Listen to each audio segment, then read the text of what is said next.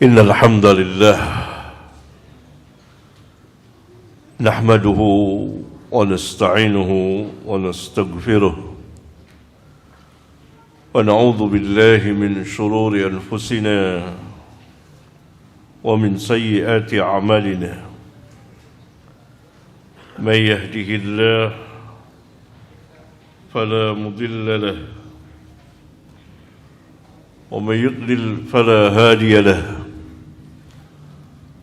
وأشهد أن لا إله إلا الله وحده لا شريك له وأشهد أن محمدًا عبده ورسوله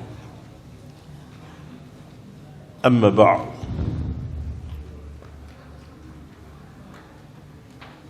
saudara-saudara, ikhwan dan akhwat yang saya hormati, mari kita persiapkan diri kita dengan persiapan ilmiah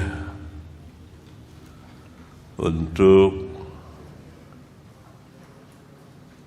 mengkaji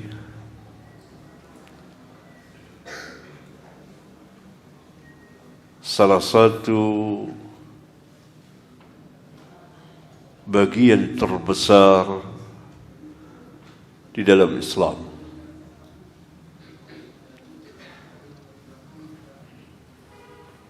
yaitu ilmu yang merupakan kekuatan terbesar bagi Islam dan kaum muslimin.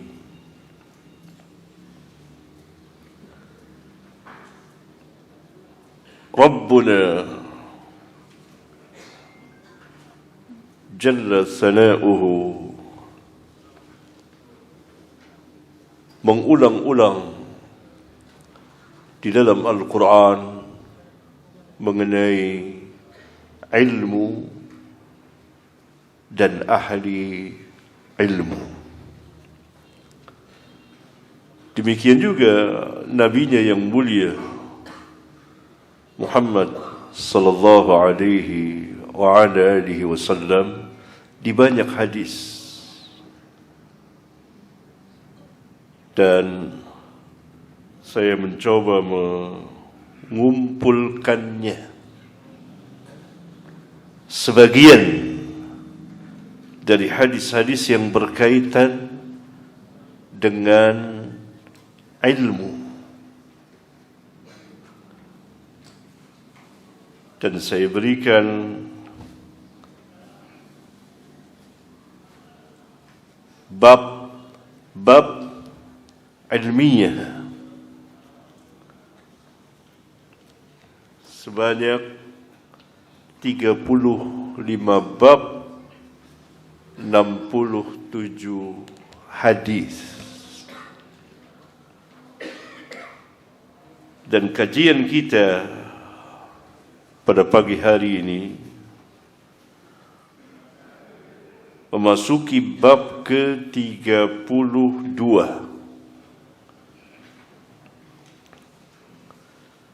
dengan judul Ruwaibidah.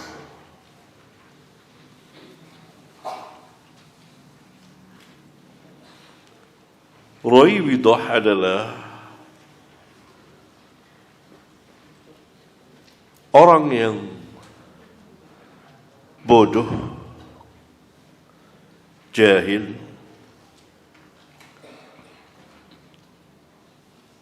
yang berbicara mengenai agama Allah kepada manusia atau di hadapan manusia dengan lisan maupun tulisan. Hadis mengenai Ruwaibidah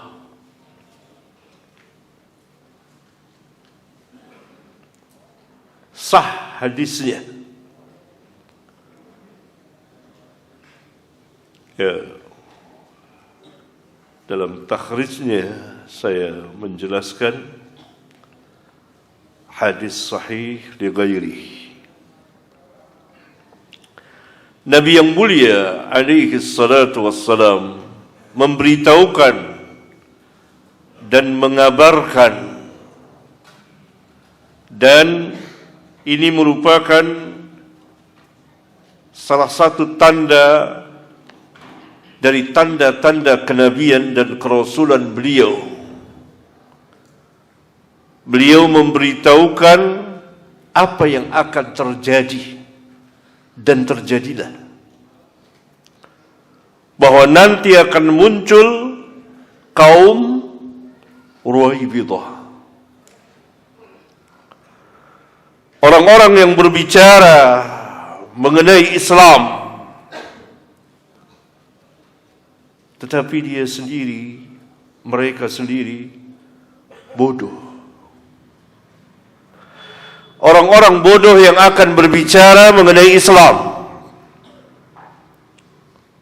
dan pembicaraannya meluas di hadapan manusia, dan terjadi terus sampai hari ini. Sadaqa Rasulullah sallallahu alaihi wasallam. Karena apabila Rasulullah sallallahu alaihi wasallam memberitahukan kepada kita akan terjadi sesuatu, dan hadis itu sahih atau hasan, maka pasti akan terjadi. Karena tidak keluar dari lisan beliau melainkan kebenaran di atas kebenaran. Beliau sebagaimana dikatakan para sahabat, as-sadiqul masduq, orang yang benar dan selalu dibenarkan apa yang beliau katakan, apa yang beliau kabarkan. Dan hadis-hadis yang seperti itu banyak sekali. Akan terjadi begini dan begitu dan seterusnya. Salah satunya adalah apa yang tersebut dalam hadis ke-64. Bagi yang mempunyai kitab, silakan dibuka halaman 190. Bab 32 dengan judul Ruwaibidah, hadis ke-64. An Abi Hurairah qala qala Rasulullah sallallahu alaihi wasallam, sayati 'ala an-nasi salawatun khadda'atun yusaddaqu fiha al-kadhibu ويكذب فيها الصادق ويؤتمن فيها الخائن ويخون فيها الأمين وينطق فيها الرويبضة. قيل وما الرويبضة؟ قال الرجل التافه يتكلم في أمر العامة. الرجل التافه يتكلم في أمر العامة.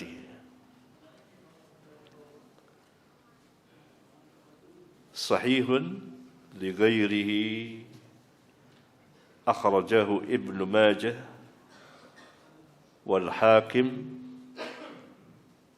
وأحمد والخرائطي في مكارم.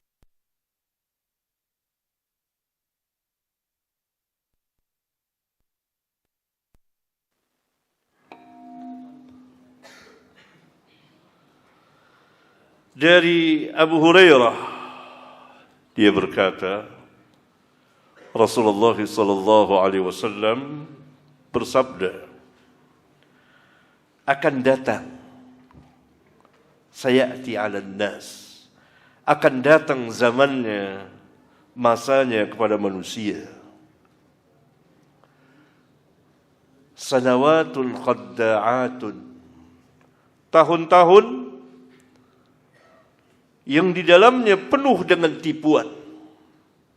Tahun-tahun yang penuh dengan tipuan.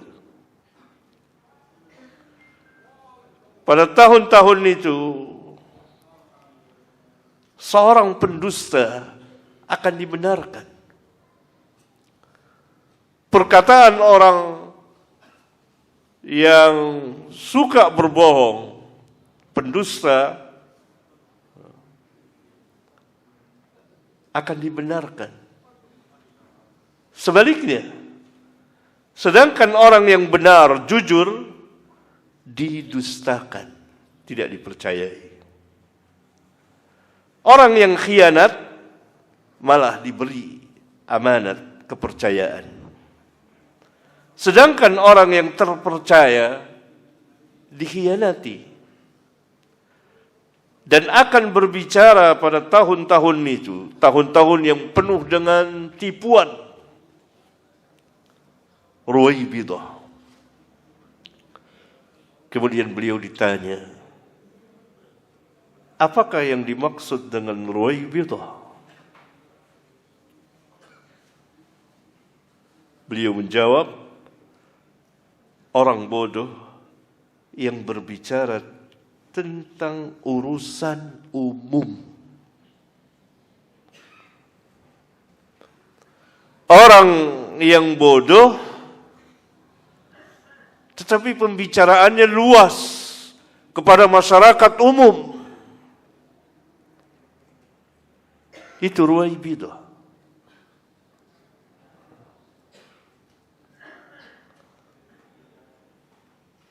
Hadis sahih li ghairihi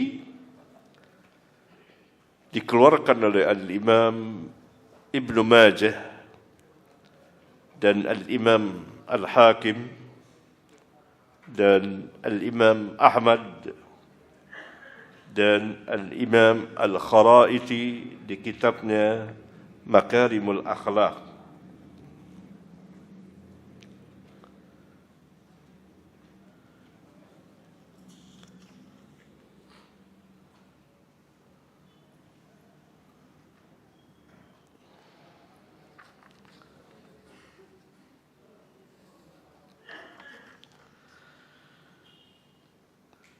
Ketika Nabi SAW menyatakan akan terjadi, pasti terjadi.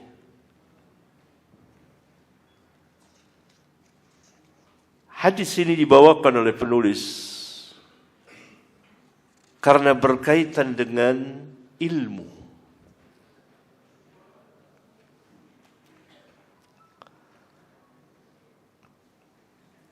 Dan Islam sangat membesarkan ilmu.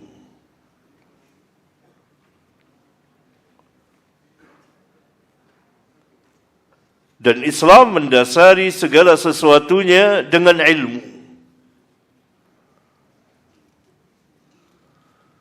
Dan Islam memerintahkan untuk bertanya kepada ahli ilmu. Bahkan Allah Subhanahu wa ta'ala menurunkan kitabnya dengan ilmunya.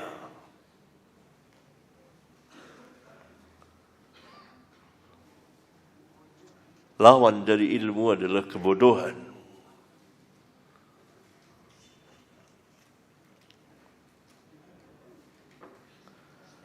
Dan yang dibicarakan Ruwaibidah secara khusus adalah din, agama.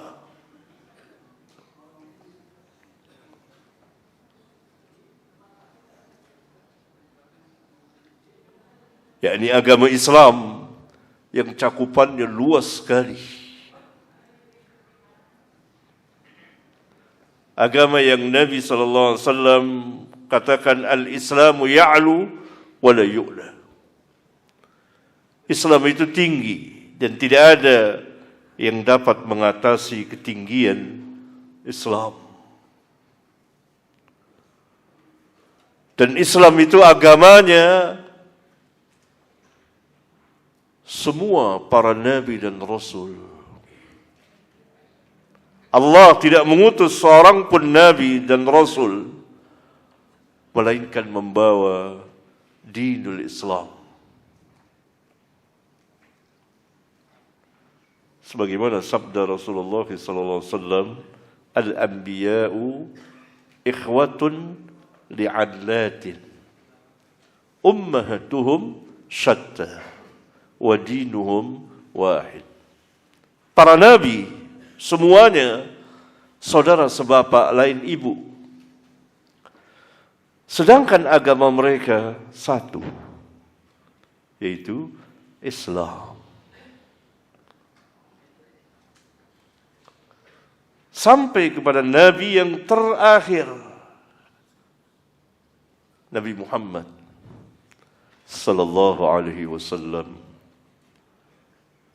membawa Islam secara menyeluruh kafah.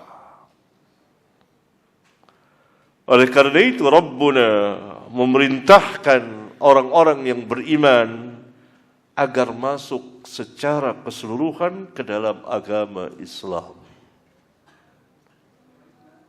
Ya ayyuhalladzina amanu dkhulu fis silmi kafah.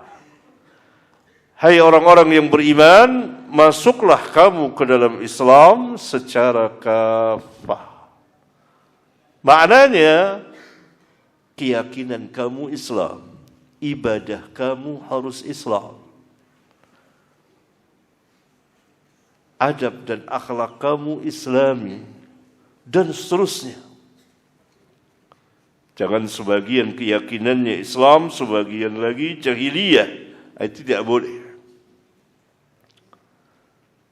Masuk semuanya ke dalam ajaran Islam, karena Islam yang dibawa Nabi yang mulia, Nabi Muhammad sallallahu alaihi wasallam, lengkap, sempurna. Islam yang demikian besar, kalau dibicarakan, dikatakan, diterangkan oleh Ruwaibidah, maka akan tampak kecil dan hilang hidayah dan nur cahayanya. Karena yang berbicara orang-orang bodoh yang sekarang bertebaran seperti jamur di musim hujan, diustadkan oleh siapa? Oleh orang-orang umum, bukan oleh ahli ilmu, bukan oleh pelajar ilmiah, orang-orang umum yang memanggilnya. Tidak mungkin ahli ilmu memanggilnya. Tidak mungkin ahli ilmu mengatakan ini berilmu. Jangankan ahli ilmu, para pelajar ilmiah pun tidak akan mau mengatakan ini Ruwaibidah ahli ilmu atau ustaz. Banyak. Kalau disusun secara abjad itu ada A, B, C. Lebih celaka lagi, sebagian dari Ruwaibidah itu mengatasnamakan sunnah. Makin tertipu orang-orang awam.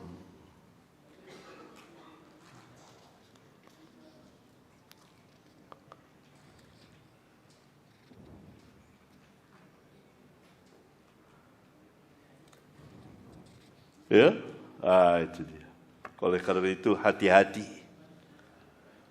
terhadap Ruwaibidah ini. Begitu banyak. Banyak sekali. Kemudian bab yang ke-33,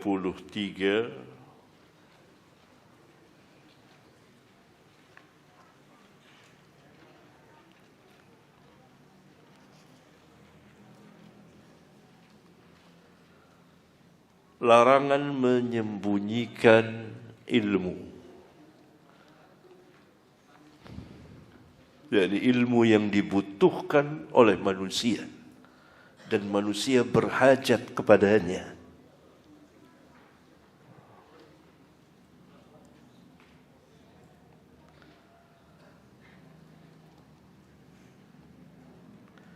Firman Allah Azza wa Jalla, Innal ladhina yaktumuna ma anzalna minal bayyinati wal huda min ba'di ma bayyannahu linnasi minal kitab ulaika yal'anuhumullahu wa yal'anuhumul la'inun.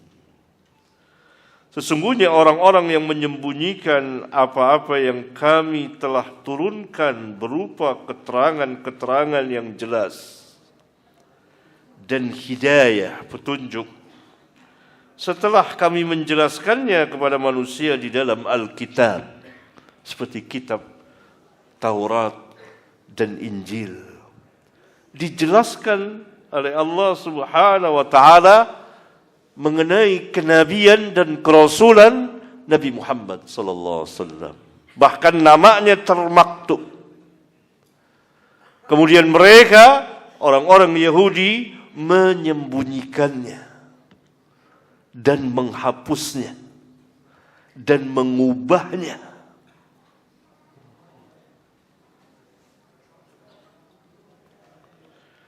Setelah kami menjelaskannya kepada manusia di dalam Alkitab, kitab Taurat dan Injil, kemudian termasuk kitab Al-Quran.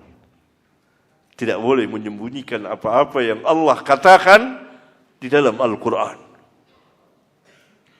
Mereka itu dilaknat oleh Allah dan dilaknati oleh semua makhluk yang dapat melaknat. Yakni mereka dilaknat oleh Allah. Makna Allah melaknat, Allah menjauhkannya dari rahmatnya. Makna orang-orang itu melaknat, memohon kepada Allah agar Allah jangan memberikan rahmat kepadanya.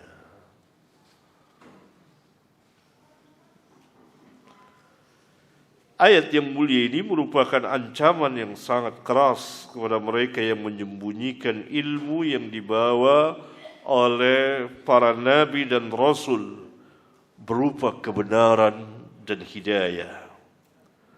Sesudah Allah menjelaskannya kepada manusia di dalam kitab-kitabnya, Taurat, Zabur, Injil, dan Al-Quran,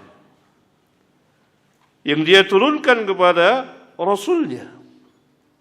Seperti kitab Taurat kepada Musa, Zabur kepada Daud, Injil kepada Isa, dan Al-Quran kepada Muhammad alaihimussalatu wassalam.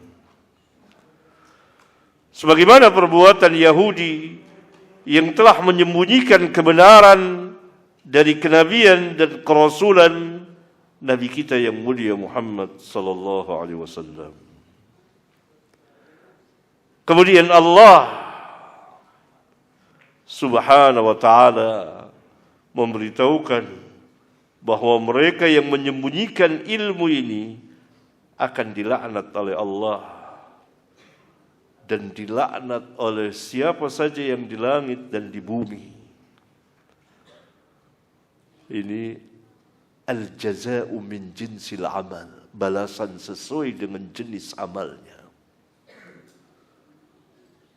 Ketika seorang menjelaskan ilmu, maka ia didoakan oleh penghuni langit dan penghuni bumi. Sebagaimana orang alim dimohonkan ampunan oleh segala sesuatu yang ada di langit dan di bumi, sampai ikan-ikan di air, karena mereka menyampaikan dan menyebarkan ilmu yang bermanfaat bagi makhluk. Demikian juga orang yang menyembunyikan ilmu, sebaliknya dilaknat oleh Allah dan oleh penghuni langit dan bumi. Kemudian Allah memberikan pengecualian kepada mereka yang bertaubat, kembali ke jalan yang benar dengan memperbaiki amalnya dan menjelaskan kepada manusia apa yang mereka telah sembunyikan. Sebagaimana firman Allah Azza wa Jalla, yakni lanjutan dari ayat tadi, illal ladzina tabu wa aslahu wa bayyanu fa ulaika atubu alaihim wa ana at-tawwabur rahim. Kecuali mereka yang telah bertobat, pertama. Yang kedua, dan mengadakan perbaikan dari kerusakan yang ditimbulkan karena mereka menyembunyikan kebenaran, menyembunyikan hidayah, menyembunyikan nur cahaya. Karena Alkitab, Al-Quran, dan yang sebelumnya, Taurat dan Injil, itu dipenuhi dengan hidayah dan cahaya. Maka mereka harus memperbaiki. Wa aslahu. Kemudian yang ketiga, dan menjelaskan kebenaran yang mereka sembunyikan. 3 langkah yang harus dilakukan oleh mereka yang menyembunyikan ilmu, yang wajib dijelaskan, seperti tentang kenabian dan kerasulan Nabi Muhammad sallallahu alaihi wasallam, bahwa Nabi Muhammad sallallahu alaihi wasallam nabi yang terakhir yang diutus untuk seluruh manusia dan jin, dan seterusnya. Hal-hal atau perkara-perkara yang wajib dijelaskan atau yang manusia ingin mengetahuinya. Misalnya orang baru masuk Islam, dia ingin mengetahui tentang Islam. Ahli ilmu menjelaskannya.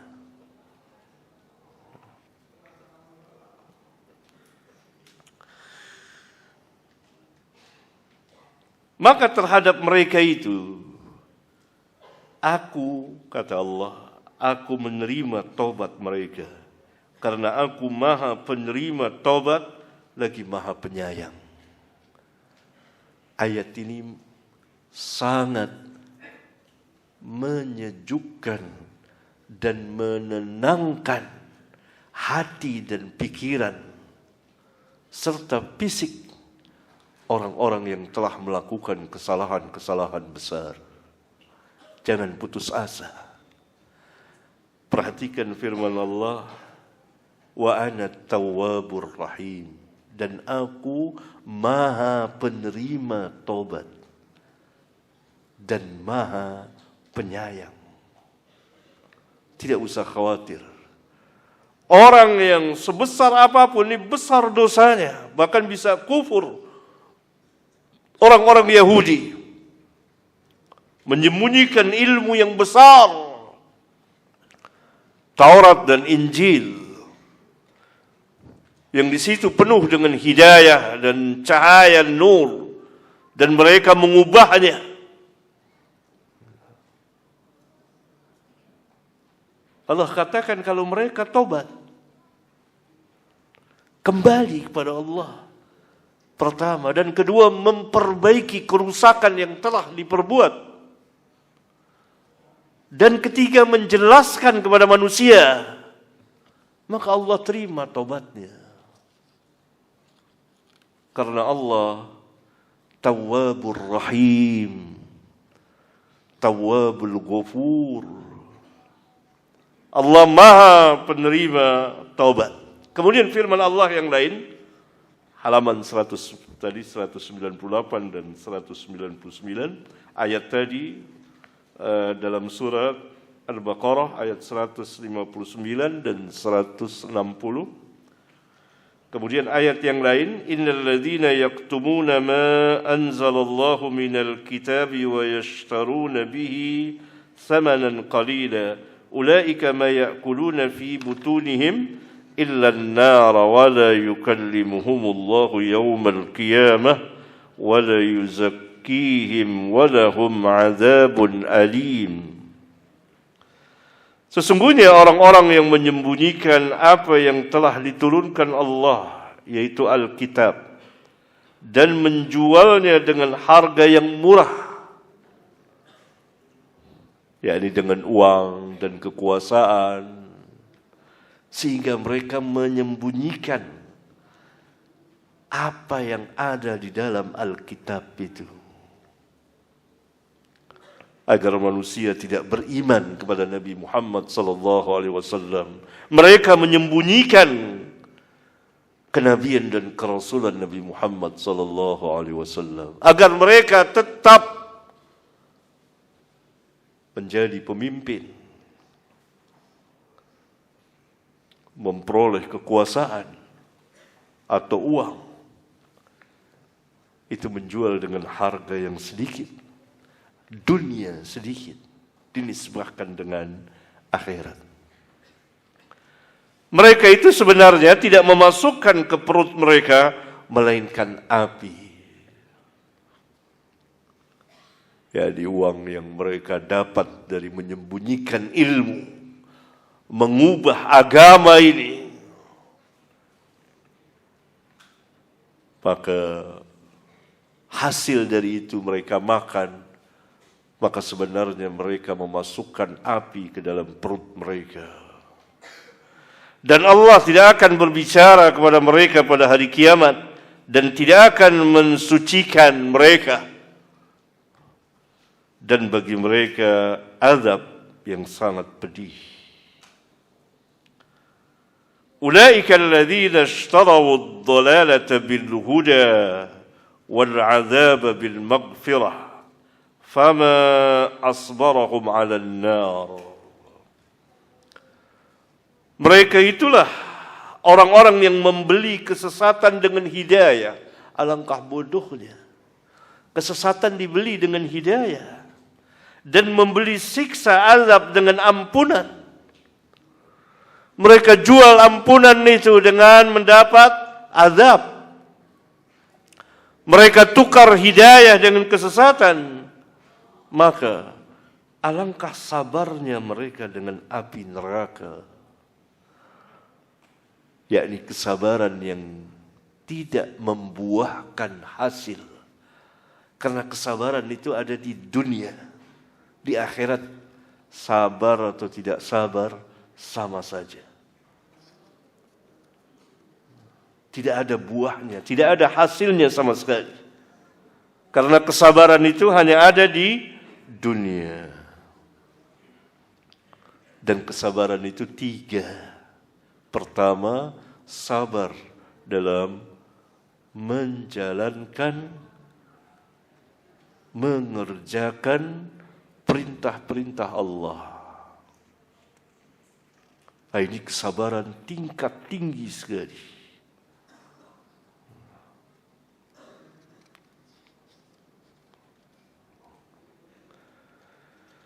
Karena iblis dihukum, dinyatakan kafir karena tidak menjalani perintah. Karena orang yang tidak menjalani perintah disebut sebagai orang-orang yang sombong. Perhatikan iblis. Aba wastakbara wa kana minal kafirin. Ketika Allah Subhanahu wa taala perintahkan iblis untuk sujud kepada Adam, dia tidak mau. Sombong. Ana khairum minhu. Saya lebih baik dari dia. Yani dia beralasan bahwa dia diciptakan dari api, Adam dari tanah. Api tentu lebih baik dari tanah. Ini hujjah yang bangkrut dari iblis. Dan tampak bodoh sekali. Bahkan tanah lebih baik dari api. Karena tanah disifatkan kelembutan. Dan tanah menumbuhkan segala sesuatu. Adapun api, ia membinasakan. Maka Allah Subhanahu wa taala katakan, aba, iblis itu enggan, menolak perintah Allah, wastakbara, takabbur, sombong, wa kana minal kafirin, dan dia termasuk orang-orang kafir.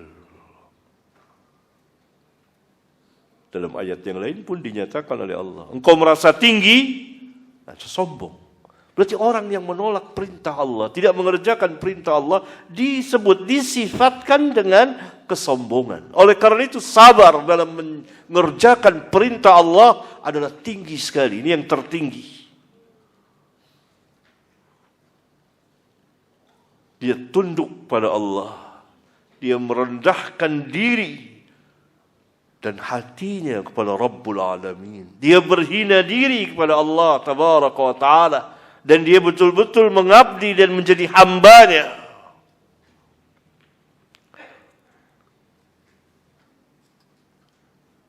Yang kedua, sabar dalam menjauhi larangan Allah. Orang yang mengerjakan larangan Allah disifatkan dengan orang yang mengikuti hawa.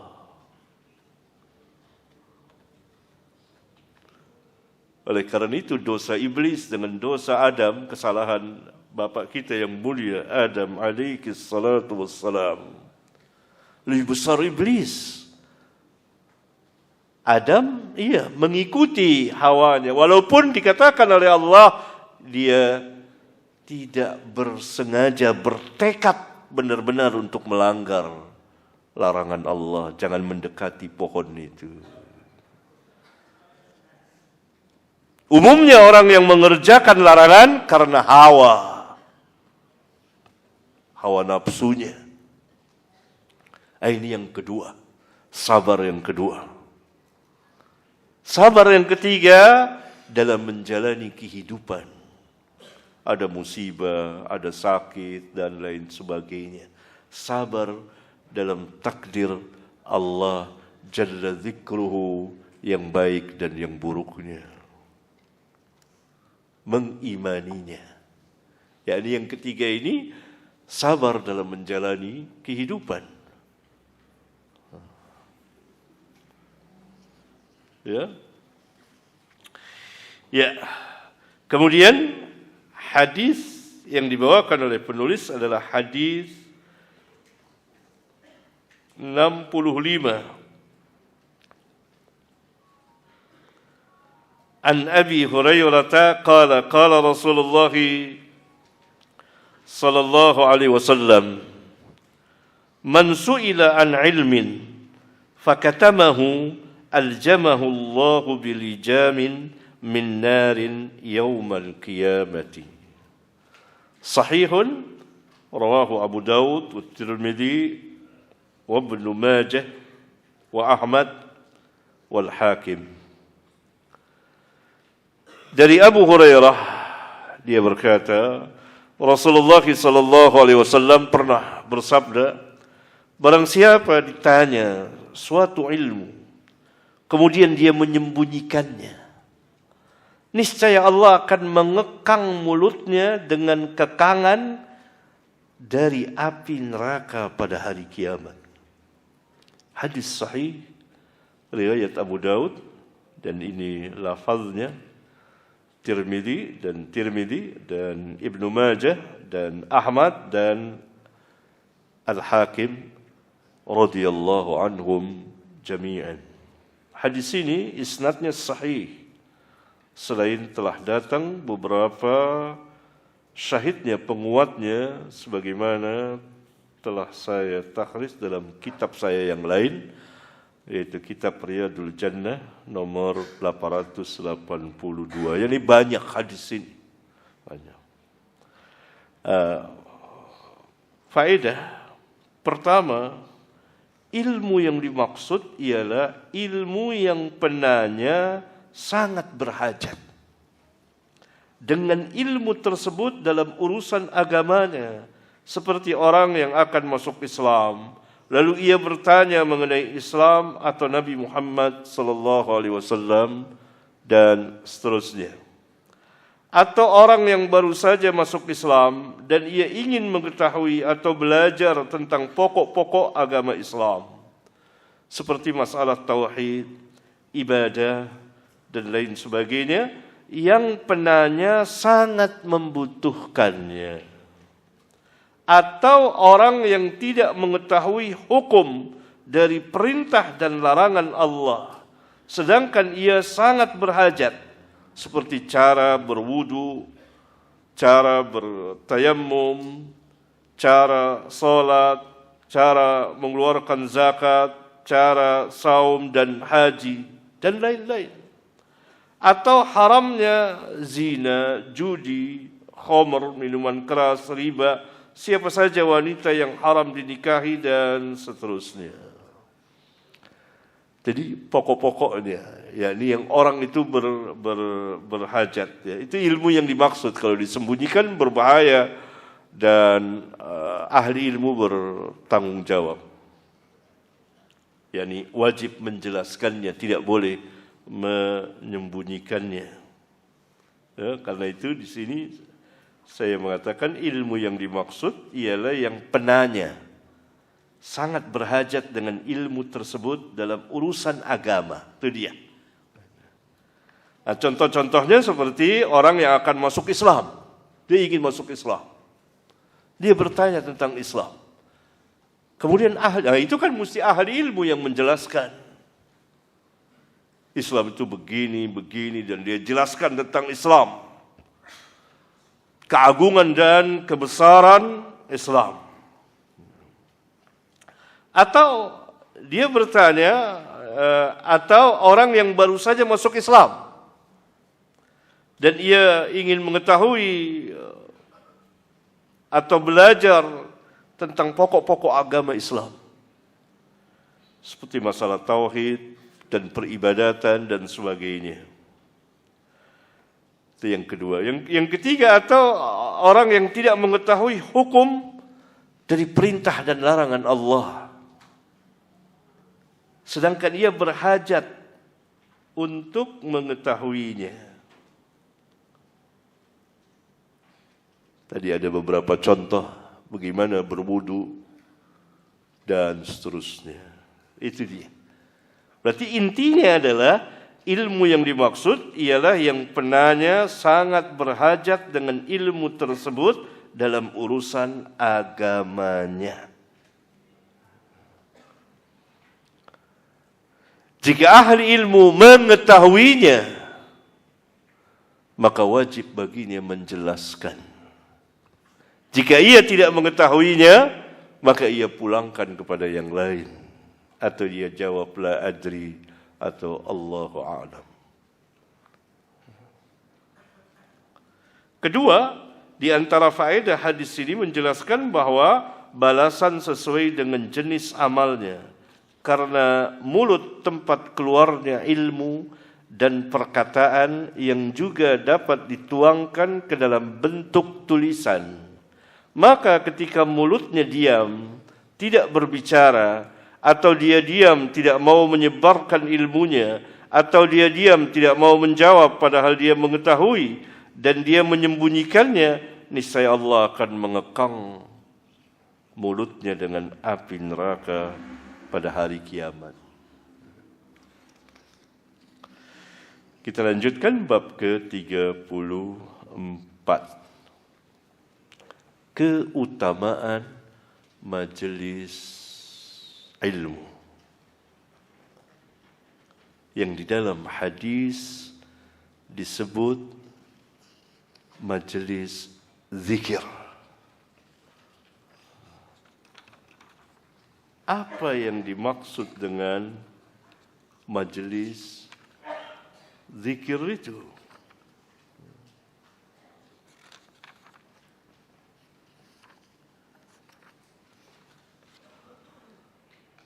Kaum salaf menjelaskan bahwa majelis zikir, majelis tentang membahas agama. Bagaimana engkau menikah, bagaimana engkau berjual beli, dan seterusnya. Itu majelis zikir. yakni majelis ilmu. Bukanlah majelis zikir itu berzikir beramai-ramai, bertasbih, bertahmid, bertahlil, bertakbir, bertahlil. Tidak. Lalu dipimpin oleh seseorang. Tidak. Bahkan itu di luar dari sunnah Nabi sallallahu alaihi wasallam. Ibnu Mas'ud dalam sebuah al-athar pernah diberitahukan bahwa di sana ada orang membuat halqah, lingkaran, dan di situ ada yang pimpinannya, dan mereka beramai-ramai berzikir. Sang pemimpin itu mengatakan, kabbiru, bertakbirlah kalian. Bertakbirlah ramai-ramai, Allahu Akbar, Allahu ramai. Hallilu, bertahlillah kalian. Lalu semua yang la ilaha illallah, la ilaha, beramai-ramai bergemuruh. Disamperin oleh Ibnu Mas'ud, dimarahi, dikatakan sesat.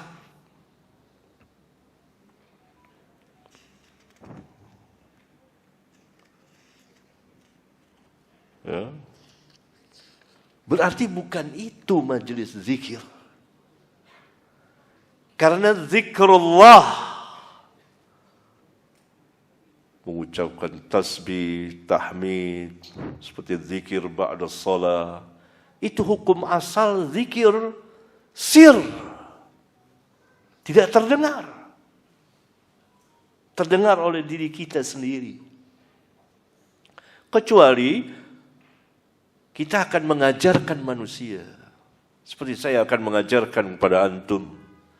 Ada zikir sesudah salat dalam hadis sahih riwayat Imam Muslim.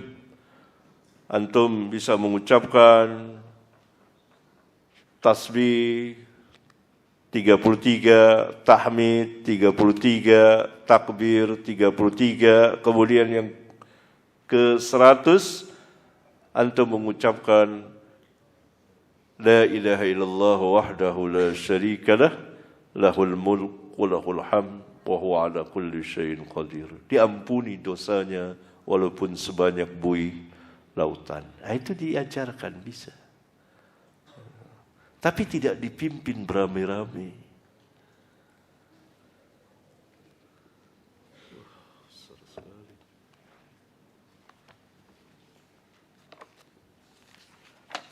Allah Subhanahu wa taala berfirman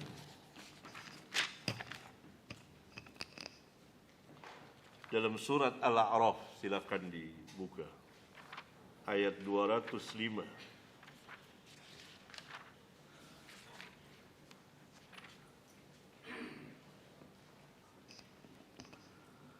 Ayat 205. واذكر ربك في نفسك تضرعا وخيفة. Sebutlah nama Allah, atau واذكر ربك, sebutlah Rabbmu, fi nafsik, di dalam dirimu, yakni terdengar olehmu. Kenapa kita terjemahkan terdengar olehmu? Nanti ada lanjutannya. Tadarru'an wa khifatan.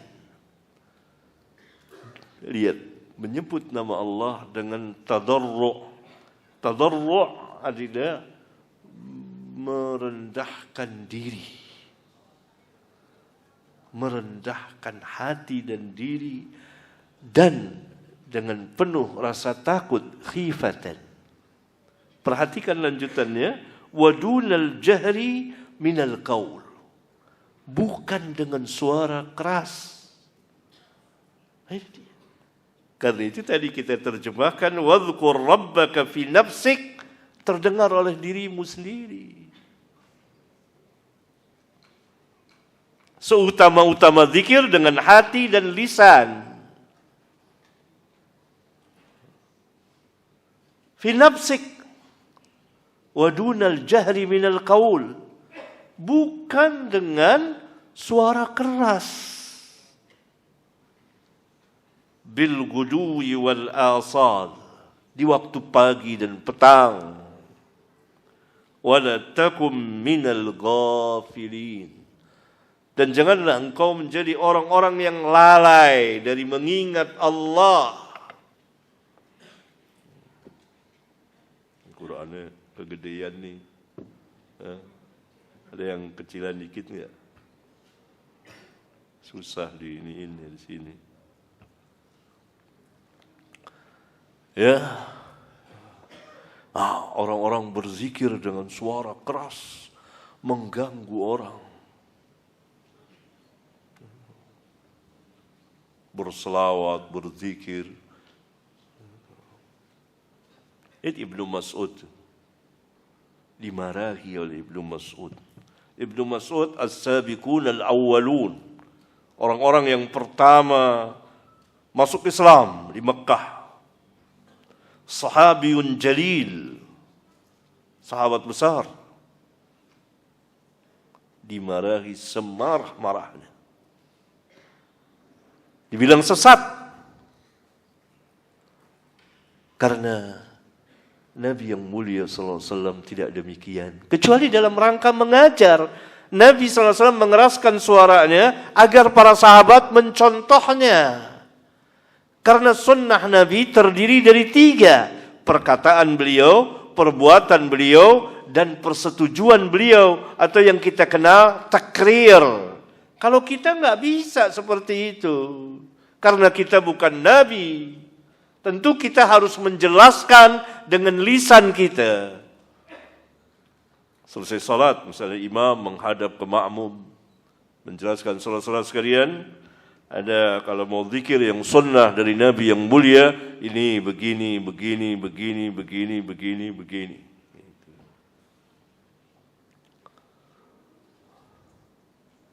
Ayah duduk yang tertib, anak-anak jangan mundar-mandir. Duduk yang rapi. Kalau mau di sini, mudah mandir mengganggu orang.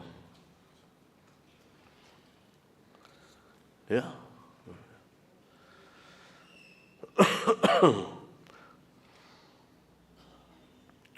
Itu membuat kerusakan. Nabi sallallahu alaihi wasallam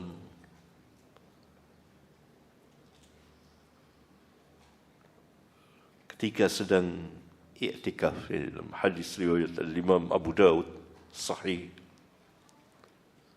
Sahabat solat, sahabat ini solat, saling mengencangkan bacaannya, mengeraskan bacaannya. Nabi SAW menyingkap tirai kemahnya.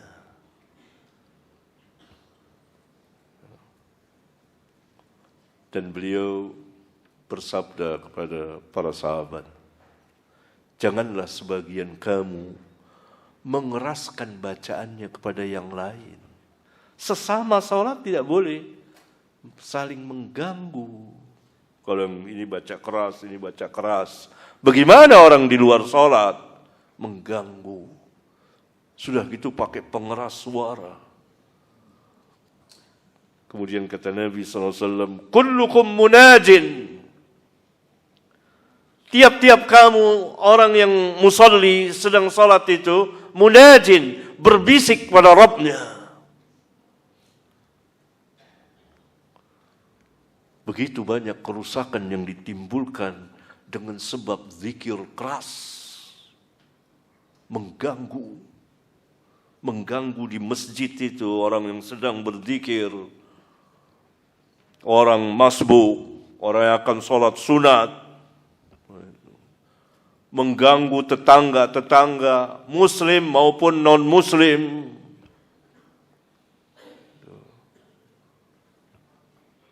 Ini tidak dibenarkan. Ini bukan dari Islam. Tetapi mengatasnamakan Islam. Itu ayatnya. Mau disembunyikan ayat itu? Atau mau diubah?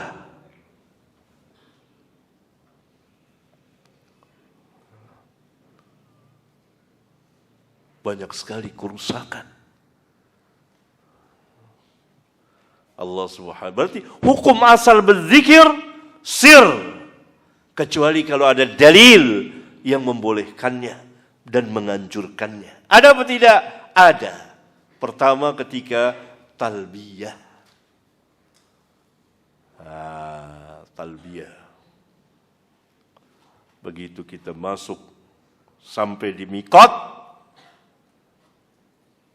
jangan sampai di mikot tidak ihram. Ya. Nah, ini kan banyak ini sebagian ya travel lebih celaka lagi yang pakai nama sunnah. Sampai di mikot di atas di pesawat tidak ihram. Nah, ini melanggar perintah Nabi sallallahu alaihi wasallam. Nah, ihram kita untuk umrah misalnya. Labbaika umratan. Kemudian talbiyah keras diperintah oleh Nabi sallallahu alaihi wasallam. Nabi sallallahu alaihi wasallam diperintah oleh Jibril untuk mengeraskan talbiyah. Labbaik Allahumma labbaik, labbaik la syarika lak labbaik. Ini malah diam di pesawat. Amin dalam salat. Imam menjaharkan dan makmum menjaharkan amin. Ini malah seperti akhwat. Amin. Itu diperintah. Ada contohnya dari Nabi sallallahu alaihi wasallam. Dan diperintah oleh Rasulullah sallallahu alaihi wasallam. Oleh karena itu Al-Imam Al-Bukhari mengatakan bahwa imam dan makmum menjaharkan amin. Menggelegar tuh masjid pada zaman sahabat. Suara para sahabat, amin. Diam. Ada lagi yang amin. Mana ada yang begitu. Amin dengan mat. Di dalam sholat ya. Dengan mat, seluruh riwayatnya dengan mat, amin, gitu.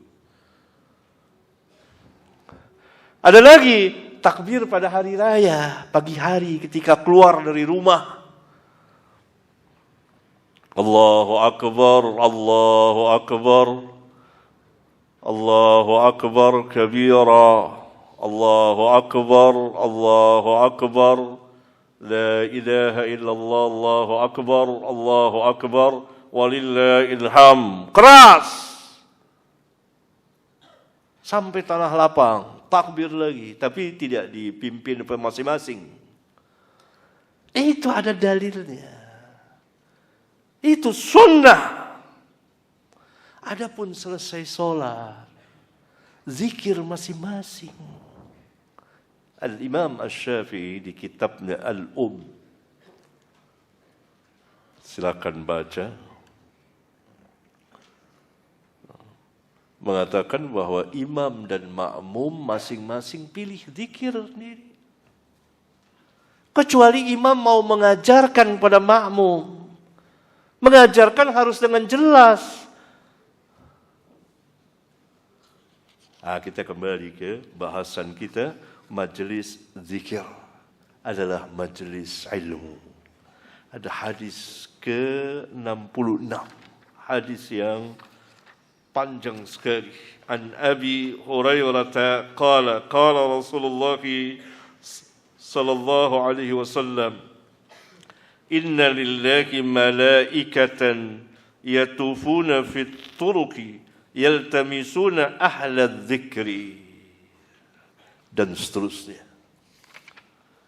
Dari Abu Hurairah, dia berkata, Rasulullah sallallahu alaihi wasallam pernah bersabda, sesungguhnya Allah mempunyai para malaikat yang berkeliling di jalan-jalan.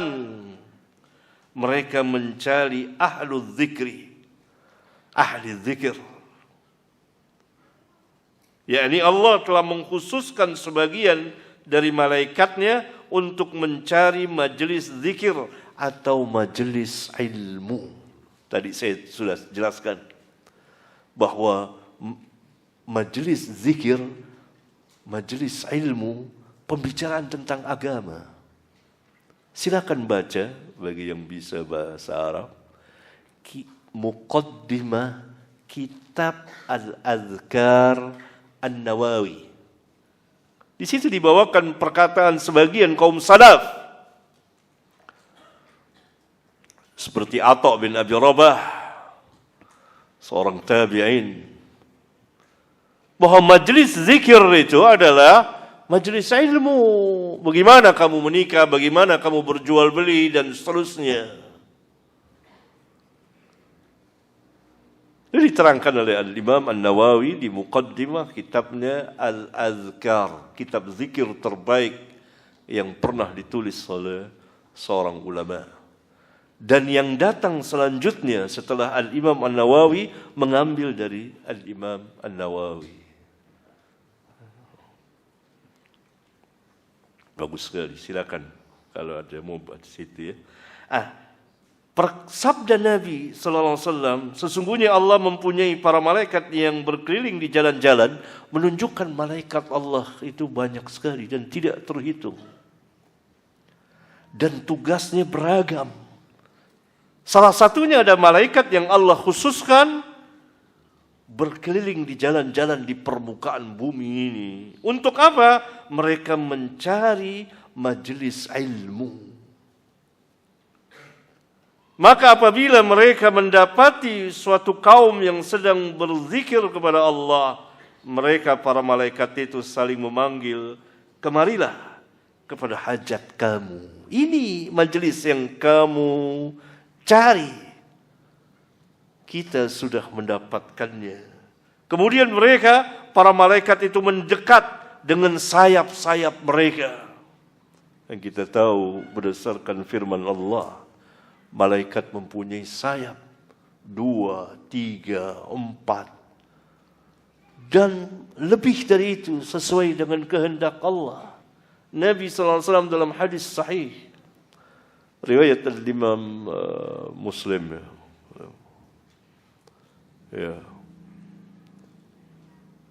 pernah melihat rupa asli malaikat Jibril alaihi salam di Sidratul Muntaha ketika Mi'raj, mempunyai 600 sayap. Karena itu Jibril ketika Nabi SAW selesai menerima wahyu di Gua Hira, kemudian wahyu terputus tidak turun lama, dan beliau jalan. Ketika beliau sedang jalan, riwayat Imam Al-Bukhari, beliau melihat di ufuk langit malaikat yang pernah datang kepada beliau di Gua Hira duduk di kursi menutupi langit dan bumi. Alangkah besarnya itu malaikat Jibril itu. Tertutup langit dan bumi itu di ufuk sana. Tersungkurlah Rasulullah pulang, mengatakan pada istrinya, zammiluni, selimuti aku, zammiluni, demam gemetar. Turun ayat yang kedua setelah Iqra, ya ayyuhal muddaththir qum fa'anzir wa rabbaka fakabbir. Hai orang yang berselimut, bangun, berilah peringatan. Mulai ada perintah untuk dakwah. Dan Rabbmu besarkan, dan berhala jauhi, dan pakaianmu bersihkan dari najis kesyirikan dan najis hissiyah yang dapat dirasakan. Maka para malaikat mendekat dengan sayap-sayap mereka serta mereka mengelilingi majelis ilmu itu sampai ke langit dunia. Yakni mereka para malaikat itu duduk bersama mereka di majelis zikir itu. mengelilingi mereka dengan sayap-sayap mereka sehingga memenuhi apa yang ada di antara mereka sampai ke langit dunia, penuh malaikat itu. Karena mereka saling manggil, di sini tempatnya, begitu. Rabb mereka bertanya kepada mereka, padahal Rabb mereka lebih tahu dari mereka apa yang diucapkan oleh hamba-hambaku. Jawab para malaikat, mereka bertasbih, bertakbir, bertahmid, serta memuliakanmu. Rabb mereka berkata, apakah mereka telah melihatku? Jawab para malaikat, tidak pernah. Demi Allah mereka belum pernah melihatmu. Rabb mereka berkata, bagaimana jika mereka telah melihatku? Jawab para malaikat, kalau seandainya mereka telah melihatmu, pasti mereka akan lebih beribadah kepadamu dan akan lebih memuliakanmu serta akan lebih banyak bertasbih kepadamu. Hadis yang panjang sekali, silahkan antum membacanya dan merenungkannya di rumah. Terakhir, bab ke-35, wasiat Nabi SAW supaya memuliakan para pelajar hadis. Ini kabar dari Nabi bahwa nanti akan datang, dan datang pada zaman sahabat, para pelajar hadis. Dan Nabi SAW berwasiat kepada para sahabat agar memuliakan mereka. Karena mereka para pelajar hadis-hadisku, sabda-sabdaku, mulia sekali. An Abi Sa'id Al-Khudri annahu qala marhaban biwasiyati Rasulullah sallallahu alaihi wasallam. Kana Rasulullah sallallahu alaihi wasallam yusina bikum.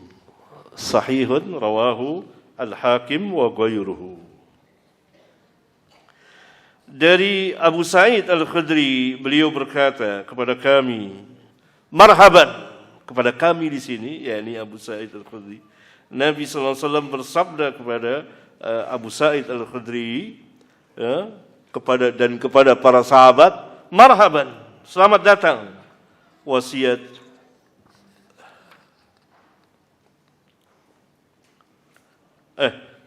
maaf. Dari Abu Sa'id Al-Khudri, beliau berkata kepada kami para tabi'in. Dari Abu Sa'id Al-Khudri, beliau berkata kepada kami. Kami siapa? Tabi'in. Marhaban, kata Abu Sa'id Al-Khudri kepada tabi'in. Selamat datang. Wasiat Rasulullah sallallahu alaihi wasallam. Karena Rasulullah sallallahu alaihi wasallam telah mewasiatkan kepada kami agar kami memuliakan kamu.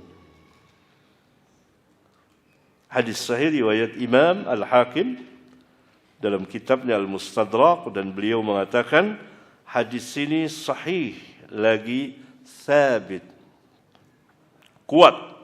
Dua syekh yaitu Bukhari dan Muslim telah sepakat dalam berhujjah dengan perawi Sa'id bin Sulaiman, Abbad bin Al-Awwam dan Jurairi, kemudian Muslim dengan Abu Nadrah. Dan inilah hadis pertama yang menerangkan tentang keutamaan para pelajar hadis.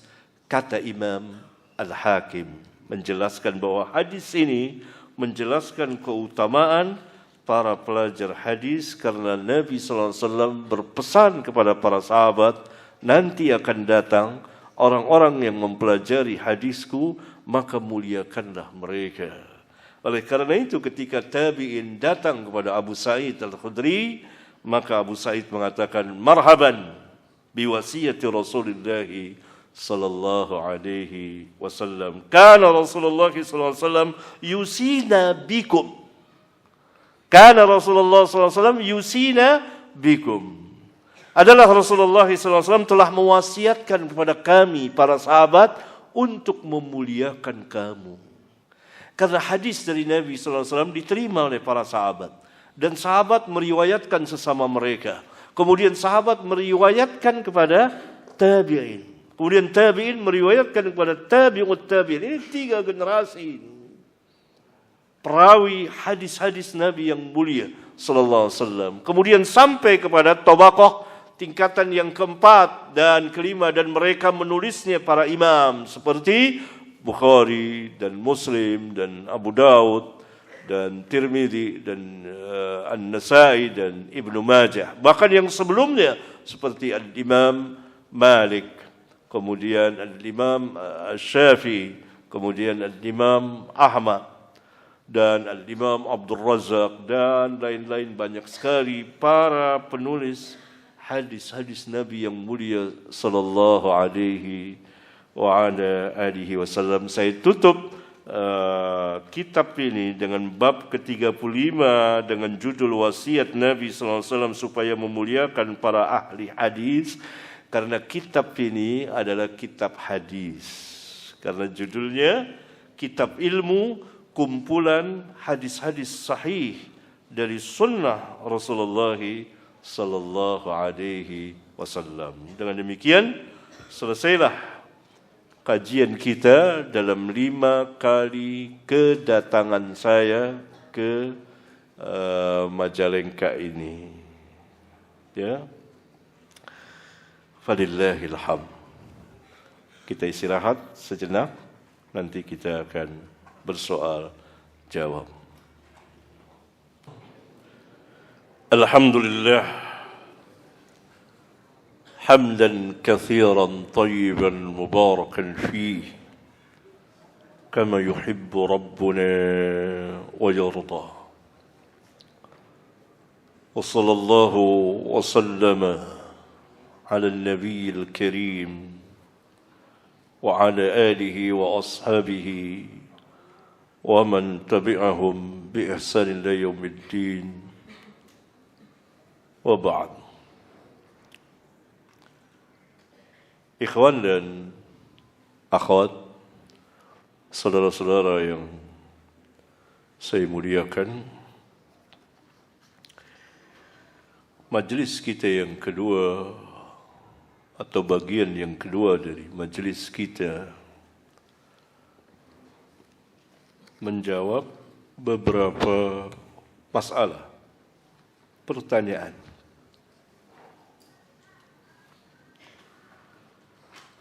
Di antaranya pertanyaan singkat, bagaimana dengan istighatsah? Ya. Apa maksud pertanyaan? Ya. Arti istighatsah ialah meminta atau memohon perlindungan dari bahaya yang akan atau sedang terjadi. Itu istighatsah. Dan ia bagian dari tauhid. Apabila istighatsah itu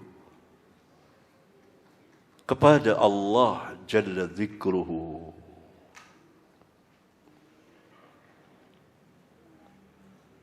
seperti Nabi yang mulia alaihi salatu wassalam bersama para sahabat radhiyallahu anhum beristighatsah, memohon perlindungan kepada Allah dari bahaya kekalahan dalam perang Badar yang akan terjadi. Diabadikan oleh Allah di dalam kitabnya yang mulia, surat Al-Anfal ayat 9. Idh tastaghitsuna rabbakum. Ingatlah ketika kamu beristighatsah kepada Rabbmu. beristighatsah kepada Allah. Memohon perlindungan hanya kepada Allah Tabaraka wa Ta'ala. Itu pertama, itu masuk dalam bagian tauhid. Ini ayat. Rasulullah sallallahu alaihi wasallam memohon beristighatsah kepada Allah ketika akan terjadi perang Badar. Agar Allah memenangkannya, agar Allah menjauhinya dari bahaya yang sewaktu-waktu akan menimpa mereka. Maka Allah fastajaba lakum, Allah ijabahkan kamu, kabulkan istighatsah kamu. Anni mumiddukum bi alfin minal malaikati murdifin. Allah berjanji akan membantu mereka dengan 1000 malaikat.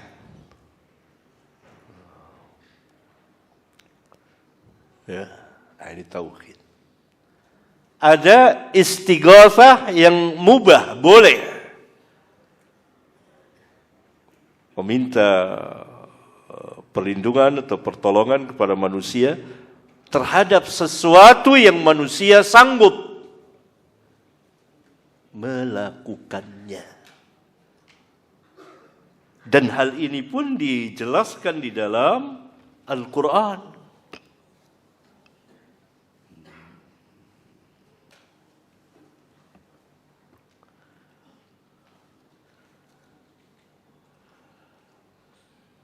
Tentang kisah Musa yang dimintai tolong oleh kaumnya Bani Israel ketika berkelahi, ketika kaumnya, salah seorang kaumnya berkelahi dengan bangsa Mesir, Kibti.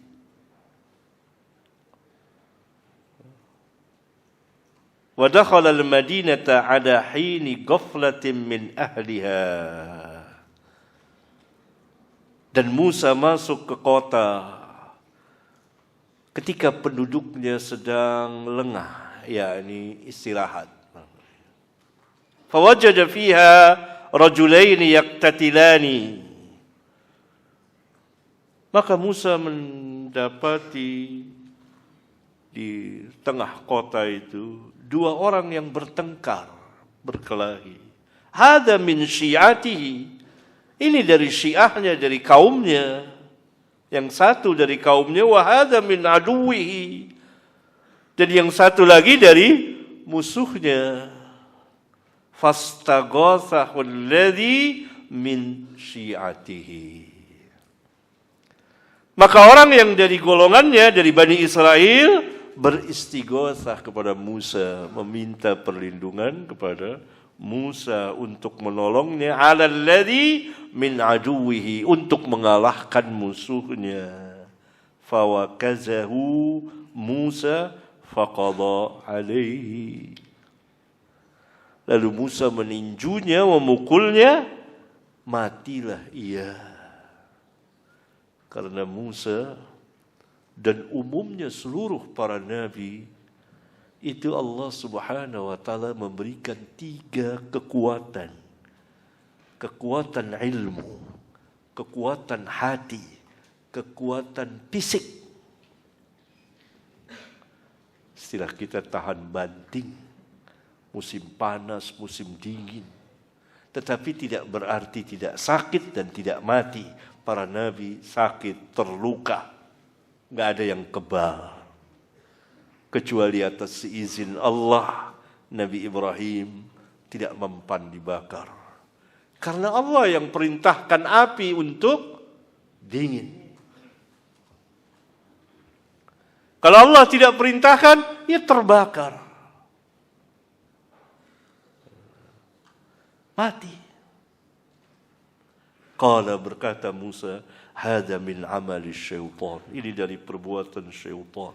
Innahu aduwwum mudillum mubin. Sesungguhnya syaitan itu musuh yang menyesatkan dan nyata, yang nyata-nyata menyesatkan. Asyahid yang menjadi dalil di sini, fastaghathahu, mubah hukumnya, meminta pertolongan selama hal itu sanggup dilakukan oleh manusia. Tapi kalau terhadap sesuatu yang tidak di luar kesanggupan dan kemampuan manusia, maka itu syirik. Tidak boleh. Apalagi meminta kepada jin dan syaitan. Atau meminta kepada orang-orang yang telah mati di kuburan, bersimpu di situ. Wahai syekh, wahai wali yang bermakam di sini, tolonglah kami dari mara bahaya. Ini syirkul akbar, syirik besar. Nah, ini berbahaya. Nah, berarti ada 3. Ada yang tauhid, ada yang syirik, ada yang mubah. Saya kira paham. Pertanyaan yang lain. Kebiasaan di masjid kami hari Jumat menunggu azan ada yang membaca Al-Quran dengan speaker dalam masjid. Hal ini mengganggu kami yang sedang salat sunnah, yakni tahiyatul masjid atau salat menunggu imam naik mimbar. Itu sunnah. Dan jarang dilakukan oleh kaum muslimin karena ketidaktahuannya. Saya menjelaskan ini dalam kitab Al-Masail jilid 4. Silahkan dibaca bagi yang memilikinya. Salat menunggu imam naik mimbar. 2 rakaat salam, 2 rakaat salam. Tetapi apabila berisik, mengganggu dengan ayat Al-Quran dan membebani orang, karena ayat Al-Quran kan didengarkan.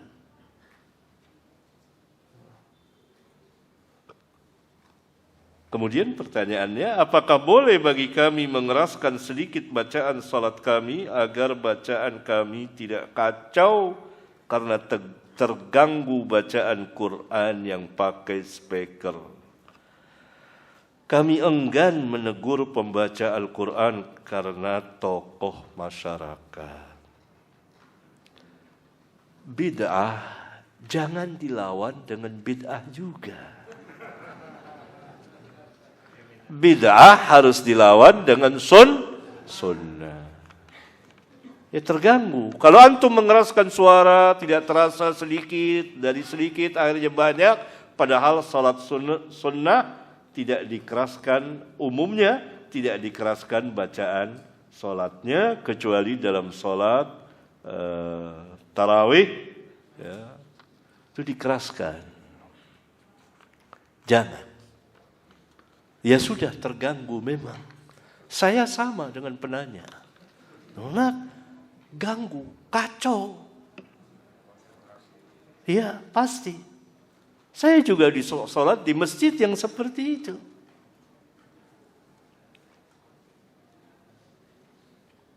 Ya pasti terganggu.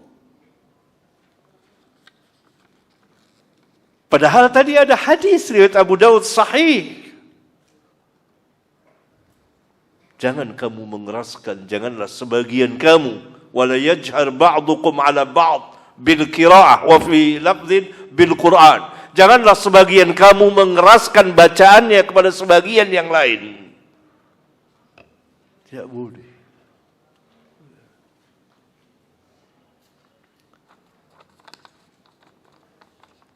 Ya ini karena apa? Tidak bisa menegur, ya.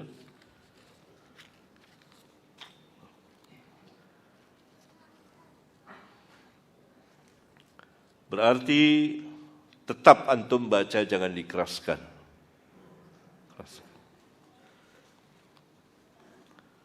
Sudah cukup pertanyaan, cukup ya, udah ditutup. Karena ini kebanyakan, waktu hanya 1 jam. Pertanyaan yang lain, apakah ilmu tasawuf bagian dari ilmu Islam? Jawabnya tidak. Ilmu tasawuf bukan dalam ilmu Islam, bukan bagian dari ilmu Islam, tapi dari orang Islam yang membuat ilmu itu dan memasukkannya ke dalam Islam. Kemudian tasawuf beragam. Tasawufnya siapa? Nah, ini terjadi kekacauan. Sesama mereka saling membantah. Tasawufnya siapa? Tasawufnya Ibnul Arabi yang ada paham wihdatul wujud, segala yang mawujud ini Allah, atau Al-Hallat yang menyatu al-hululiyah dengan Allah tabaraka wa ta'ala. Manusia menyatu dengan Allah subhanahu wa ta'ala.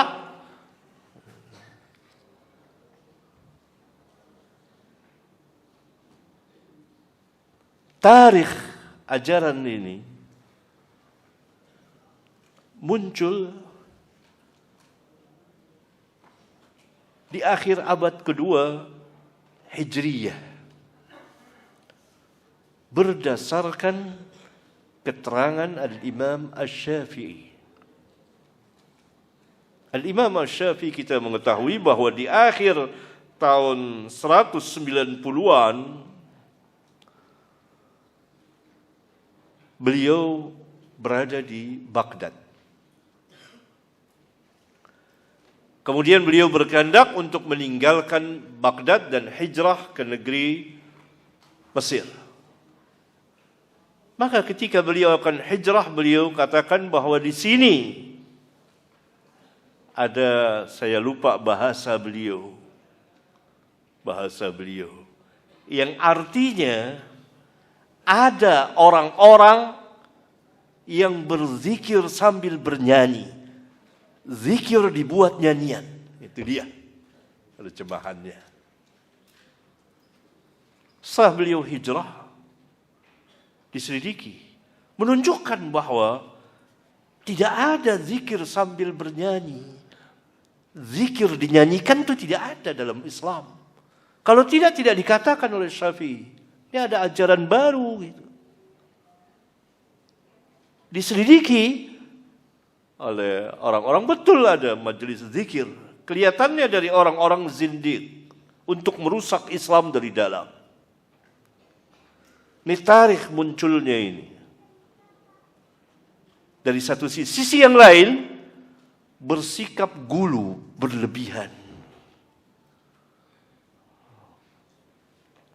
Dan membuat cara tersendiri di dalam peribadatan.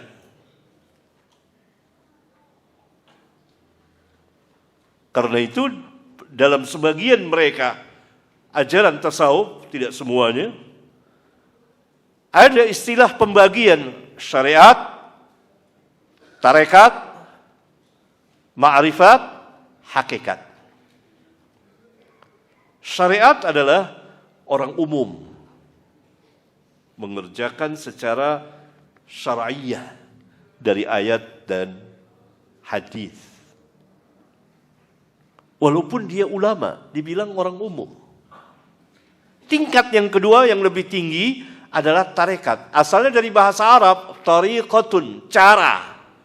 Berarti harus membuat satu cara dalam rangka mendekatkan diri kepada Allah. Dibuatlah berbagai. Karena itu tarekat-tarekat begitu banyak. Di negeri kita ini ada berapa banyak tarekat? Masing-masing punya cara tersendiri. Ada tarekat Naqsyabandiyah, tarekat Qadiriyah, tarekat Syadziliyah. Macam-macam tarekat. Di ajaran yang mengatasnamakan tasawuf.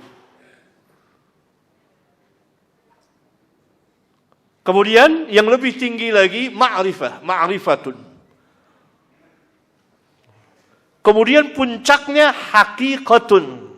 Kalau sudah sampai puncak hakikat, maka tidak perlu peribadatan, bebas, sudah selesai. Dan mereka mengubah ayat Al-Quran, menafsirkan dengan tafsiran mereka firman Allah di akhir surat Hijr. Wa'bud rabbaka hatta ya'tiyakal yakin. Sembahlah Rabbmu sampai datang keyakinan. Keyakinan di situ diterjemahkan yakin seperti yang kita kenal. Berarti kalau sudah yakin, selesai peribadatan kepada Allah.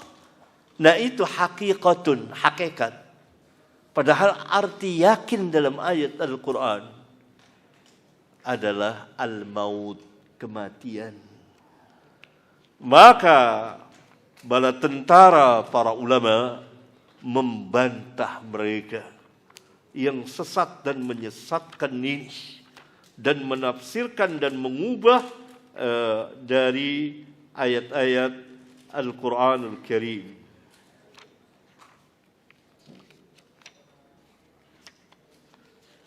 Firman Allah dalam surat Al-Hijr ayat 99. Wa'bud rabbaka hatta ya'tiyakal yaqin. Sembahlah Rabbmu sampai datang kepadamu keyakinan. Maksudnya sampai datang kematian kepadamu. Bukan sampai yakin, kalau sudah yakin selesai peribadatan. Oleh karena itu mereka tidak sholat, tidak saum, boleh melanggar larangan-larangan. Jika sudah sampai pada hakikat. Ini sebagian dari ajaran tasawuf. Dan yang lainnya lagi. Walhasil tasawuf dan filsafat bukan dari Islam.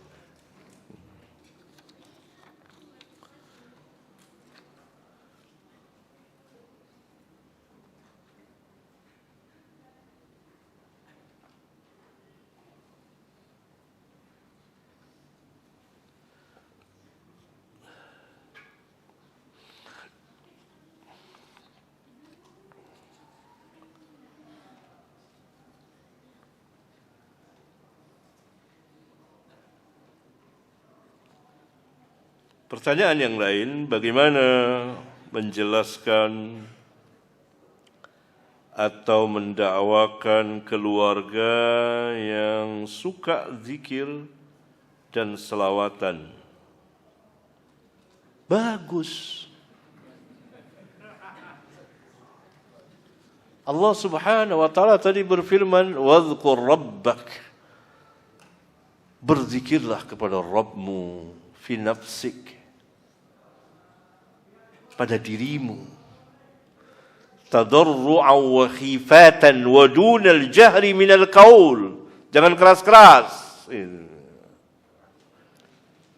Bil guduwi wal asal, di waktu pagi dan petang, yakni terus menerus zikir kepada Allah. Bagus. Tinggal diarahkan. Pertama, zikir yang sunnah. Ada kitab-kitab zikir yang sunnah. Fadilatul Ustaz Yazid rahimahullahu ta'ala mempunyai kitab zikir. Bagus sekali. Dikasihkan itu. Atau kitab zikir yang lain yang sunnah. Ini dia baca. Sunnah. Kebiasaannya zikir dan selawat bagus sekali. Karena Nabi SAW mengatakan, "Man shalla alayya salatan sallallahu biha alaihi ashran, sallallahu alaihi biha ashran." Atau kama qala Nabi sallallahu alaihi wasallam. Hadis sahih riwayat Imam Muslim. Barang siapa yang berselawat kepadaku 1 kali selawat saja, maka Allah akan berselawat kepadanya 10 kali dengan sebab dia berselawat 1 kali kepada Nabi sallallahu alaihi wasallam. 10 kali Allah berselawat kepadanya. Ini keutamaan yang besar bagi mereka yang berselawat. 1 kali dibalas 10 dan lain-lain. Dan saya menulis sebuah kitab sifat selawat dan salam pada Nabi sallallahu alaihi wasallam. Orang yang basah lisannya terus-menerus karena zikir, bagus. Termasuk orang-orang yang utama. Tinggal diarahkan pertama. Jangan zikir-zikir beramai-ramai, zikir-zikir yang bid'ah, tapi zikir yang sunnah. Jangan ikut-ikutan zikir bersama-sama beramai-ramai dengan suara keras, tapi zikir sendiri-sendiri. Ada zikir secara umum, tidak terikat dengan waktu dan bilangan dan tempat. Seperti zikir subhanallah wa bihamdihi subhanallahil azim. Ini kata Nabi sallallahu alaihi wasallam dalam hadis sahih riwayat Bukhari Muslim ini. Ringan diucapkan. Siapa yang merasa berat mengucapkan subhanallah wa bihamdihi subhanallahil azim? Enggak ada. Ringan. Tetapi berat pada timbangan nanti pada hari kiamat. Dan yang ketiga, dicintai Allah. Karena ini pengagungan kepada Allah dan membesarkan Allah serta mensucikan Allah dari segala aib yang manusia sandarkan pada Allah. Alangkah besarnya zikir ini. Ini kapan waktu saja. Seorang berzikir subhanallah wa bihamdihi subhanallahil azim. Atau dia berzikir la haula wa la quwata illa billah. Yang dalam hadis riwayat Bukhari Muslim itu merupakan satu perbendaharaan dari perbendaharaan surga. Semakin banyak seorang mengucapkan la haula wa la quwata illa billah, semakin banyak perbendaharaannya di jannah. Lihat zikir yang besar ini. Singkat, tetapi pahalanya besar. La haula wa la quwata illa billah. La haula wa la quwata illa billah. La haula wa la. Orang berzikir, ya berzikir. Pada ini keluarga sudah senang berzikir. Itu.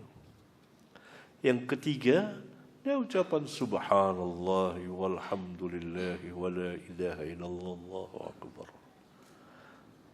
4 kalimat yang dicintai Allah, kata Nabi sallallahu alaihi wasallam.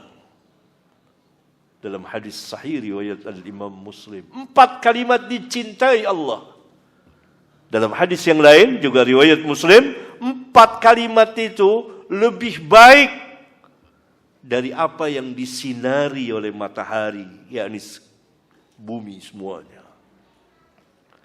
Dalam hadis-hadis yang lain banyak keutamaan, hadis-hadis keutamaan tentang tasbih, tahmid, takbir dan tahlil ini menggugurkan dosa. Sebagaimana daun jatuh dari dahannya. Subhanallah walhamdulillahi wa la ilaha illallah Allahu akbar. Atau kata Nabi SAW, dari yang mana saja kamu mulainya. Dari la ilaha illallah boleh, Allahu akbar dan seterusnya. Perhatikan 3 macam zikir ini yang menjadi ketua-ketuanya zikir. Alangkah besarnya ia. Kalau diajarkan kepada kaum muslimin dan dia mengamalkannya, berarti dia mengamalkan sunnah.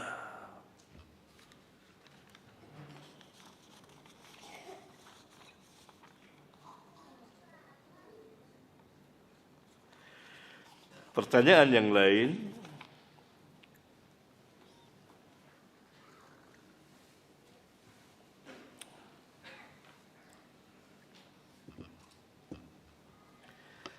bagaimana mengkompromikan hadis larangan menyembunyikan ilmu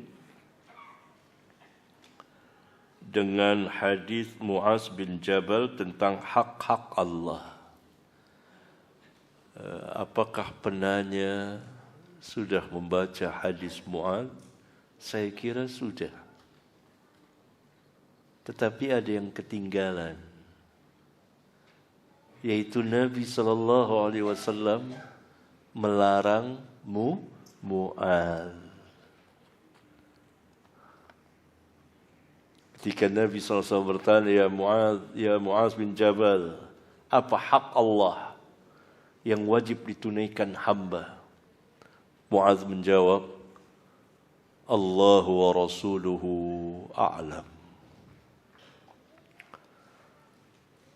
Hak hamba yang wajib, hak Allah yang wajib ditunaikan hamba ayya'buduhu, menyembah Allah, wala tusyriku bihi syai'a, dan tidak menyekutukannya dengan sesuatu apapun. Itu hak Allah yang wajib ditunaikan hamba. Kemudian Nabi SAW bertanya lagi kepada Muaz, ya Muaz, apa hak hamba atas Allah yang Allah berjanji apabila hamba beribadah kepadanya semata dan tidak menyekutukannya, Allah tidak akan menyiksanya?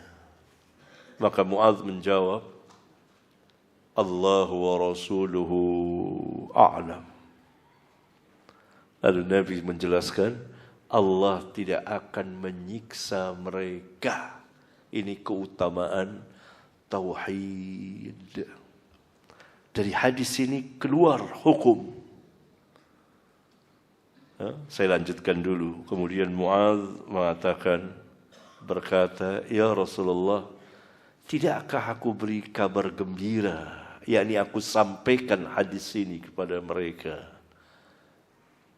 Ini yang penanya lupa barangkali ya. Lanjutannya, Nabi melarang Muaz, jangan, nanti mereka akan berserah diri, tidak mau beramal, hanya mengandalkan tauhid saja. Itu maksudnya. Yakni tidak saatnya sekarang. Dari sini keluar faedah hadisiyah yang sangat besar sekali. Pertama, bolehnya mengkhususkan ilmu kepada orang-orang tertentu. Nabi SAW mengkhususkan hadis ini kepada Muaz, tidak kepada yang lain. Berarti pengkhususan majelis itu hanya dengan ilmu, bukan dengan kekuasaan dan uang.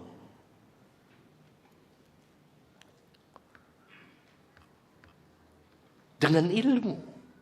Ini majelis khusus para pelajar ilmiah. Boleh. Boleh. Karena pengkhususannya dengan, pemisahannya dengan ilmu.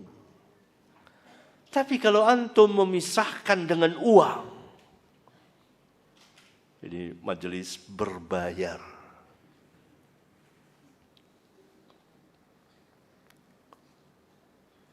Ada tiketnya. Bahkan tiketnya pun bertingkat. Ada kelas bisnis, ada kelas ekonomi. Bertambah dekat dengan ustadznya, bertambah mahal. Ini adalah salah satu ajaran tasawuf, sufi. Karena menta'zimkan syekhnya. Bukan dalil. Justru yang dekat dengan para ulama itu yang lebih berilmu yang ada di depan. Lihat kalau kita sholat jadi imam, siapa yang di belakang imam? Apakah anak-anak ini? Atau orang-orang awam? Siapa yang di belakang imam? Jawab. Mana hadisnya bawakan? Ayo. Oh diam aja antum. Yang di belakang imam, liyaliyani ulun nuha wal ahlam. Orang yang cerdas dan orang-orang dewasa. Bukan anak-anak kayak begini. Orang cerdas dan dewasa. Itu dengan keilmuan, cerdas. Kalau yang di belakang imam tidak cerdas, imam batal, bingung dia lihat ke kanan ke kiri.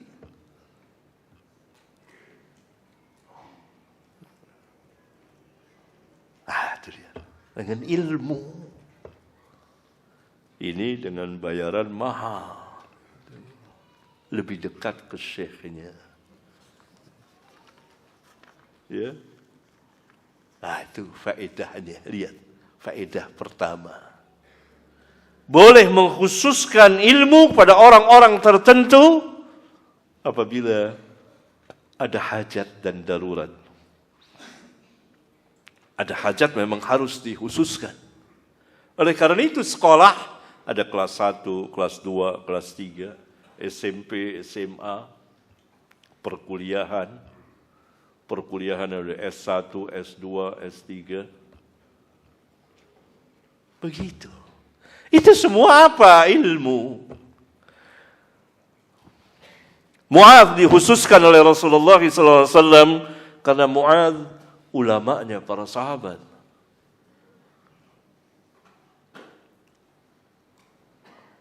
Faedah yang kedua dari hadis yang mulia itu adalah secara khusus menjelaskan tentang keutamaan orang-orang muwahhid yang bertauhid dan menjauhkan diri dari menyekutukan Allah dengan sesuatu apapun. Allah berjanji tidak akan menyiksanya.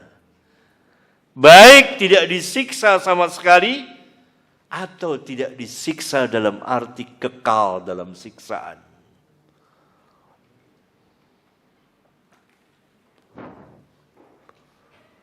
Yang ketiga, ada ilmu-ilmu yang tidak langsung disebarkan kepada manusia, manusia bisa salah paham nantinya. Yang kalau disebarkan kepada manusia, manusia bisa salah paham. Oleh karena itu Nabi SAW melarang dulu Mu'adz, jangan. Nanti mereka tidak mau beramal kalau tahu hadis ini. Nah Mu'adz menyampaikannya ketika akan wafat. Disampaikan oleh Mu'adz, hanya tertunda. Kalau tidak disampaikan oleh Mu'adz, tentu penanya tidak akan tahu hadis itu. Sahih? Jadi tidak bertentangan sama sekali. Karena itu ditunda. Karena kalau langsung disampaikan saat itu, wah para sahabat akan girang, bergembira, bisa melampaui batas. Ya udah, yang penting kita sudah bertauhid, tidak syirik, akhirnya melemah amalnya. Nah, itu yang tidak diinginkan oleh Rasulullah SAW. Nanti gitu maksudnya. Nah, gitu ya penanya ya, biar cerdas. Habis waktunya ya.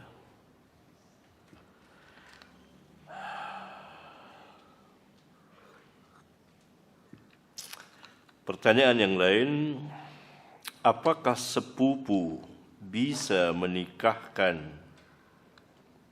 atau bisa menjadi wali dari kakak atau adik sepupu? Jawabnya, balik bertanya saya kepada penanya, sepupu dari pihak bapak atau pihak ibu?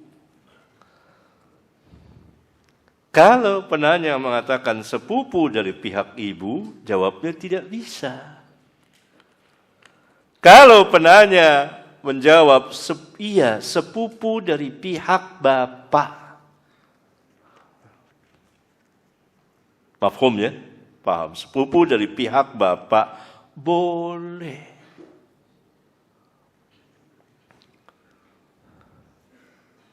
Sepupu dari pihak bapak boleh. Tidak boleh dari pihak perempuan, ibu. Pihak bapak boleh. Ada paman boleh menjadi wali nikah. Bahkan boleh langsung menikahkan dia. Boleh. Langsung dia jadi walinya, merangkap dia jadi pengantinnya. Boleh. Karena halal sepupu menikah dengan sepupu. Begitu. Saya ada menjelaskan di kitab saya, perkawinan dan hadiah untuk pengantin.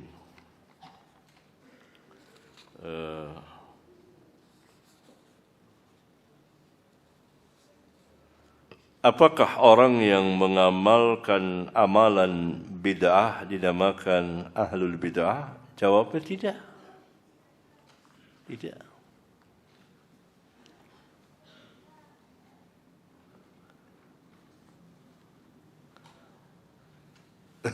Tidak setiap orang yang mengamalkan bid'ah lalu dikatakan ahli bid'ah.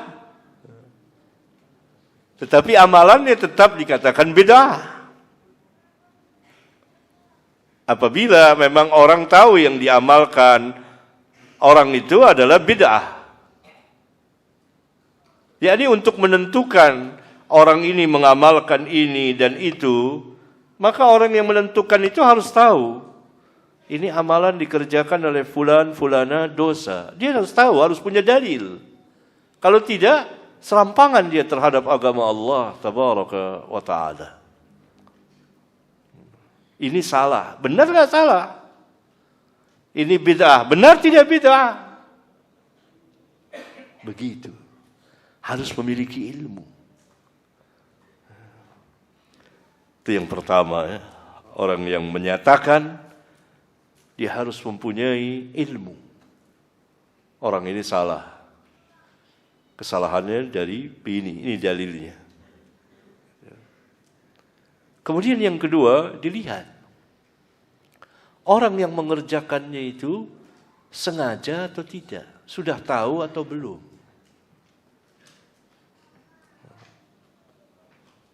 Perbuatannya itu salah, dosa. Dia sudah tahu atau belum?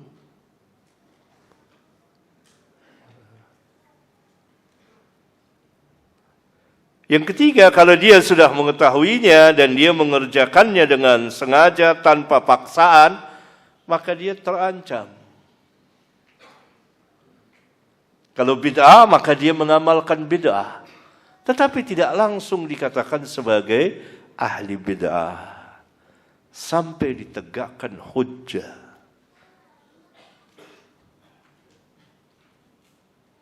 Dan dia terus bahkan memperjuangkannya sesudah dia paham itu, maka sempurnalah dia dikatakan ahli bid'ah. Tentu yang berbicara orang-orang yang memiliki ilmu.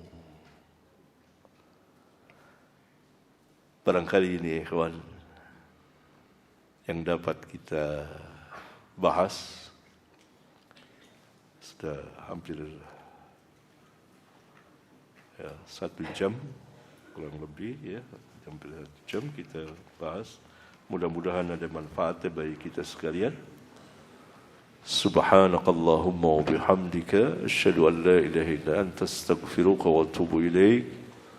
Assalamualaikum warahmatullahi wabarakatuh. Waalaikumsalam.